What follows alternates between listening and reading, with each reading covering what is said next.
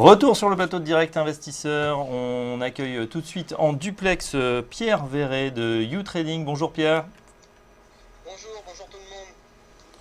Alors, on vous entend pas très fort. Ok. Ah, vous m'entendez là, c'est mieux? J'espère qu'on vous entend. Ok, on va passer on va parler de devises avec vous ce matin.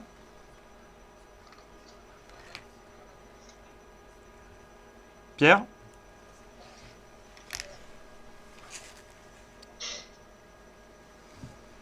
On va parler avec vous. Non, tu l'as coupé le micro. On va parler avec vous, Pierre, du GBP-Yen.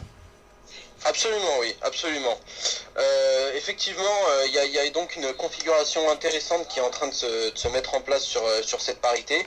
Je vais tout d'abord commencer par le graphique de performance au niveau des indices de devises que je vous avais transmis.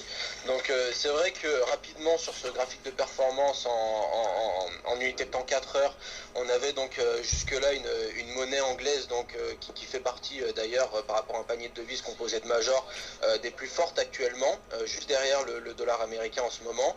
Et au contraire, on avait une monnaie japonaise, donc un yen, qui lui par contre était une des plus mauvaises, une des plus sous-performantes actuellement par rapport aux autres majors.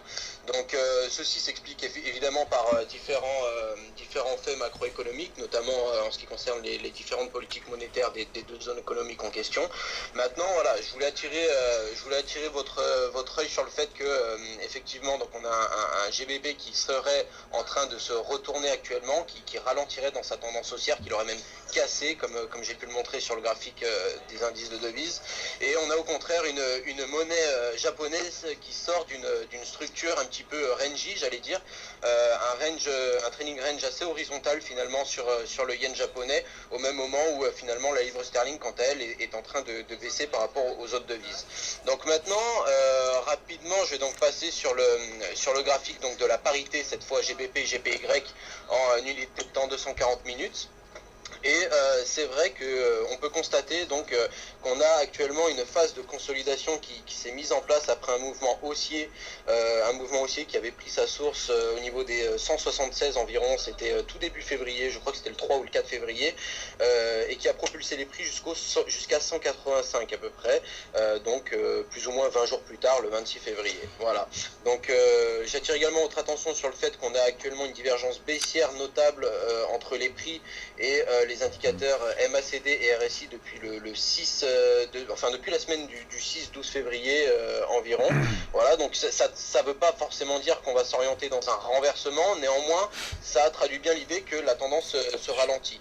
On a Justement, également Pierre, excusez-moi, oui, je vais attirer l'attention sur le fait que ce matin, on est venu tester les 38,2% de retracement de Fibonacci à 181,38 et on a bien rebondi dessus. Donc, selon vous, est-ce que il n'y aurait pas là une reprise de la tendance haussière? Alors, effectivement, bon, il est un peu tôt, à mon sens, pour parler de reprise de tendance haussière. À mon sens, compte tenu des divergences et d'une moyenne mobile qui se retourne, j'envisage toujours un scénario baissier. Néanmoins, vous avez raison de souligner le fait que cette zone des 38,2 a joué finalement un rôle de support pour les prix en ce début de semaine. Moi, voilà, je m'orienterai peut-être plus dans la construction d'une figure de renversement un peu plus ample du type tête et épaule par exemple. Donc c'est pour ça que ça ne me surprendrait pas finalement que les prix reviennent tester une zone comprise entre 183 345 et 183 500 à peu près. Voilà, pour répondre à votre question. D'accord. Si on n'est pas encore positionné, on peut acheter à ces niveaux?